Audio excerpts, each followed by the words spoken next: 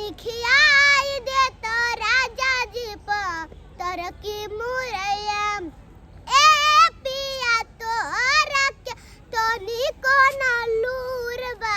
खाए के मुरैया हमके अब की जरूर बा ए पिया तो हरा के तनी को ना लूरबा खाए के मुरैया हमके अब की जरूर बा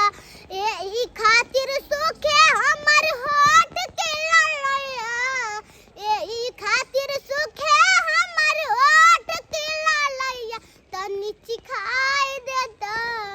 तनी खियाई दे तो राजा जी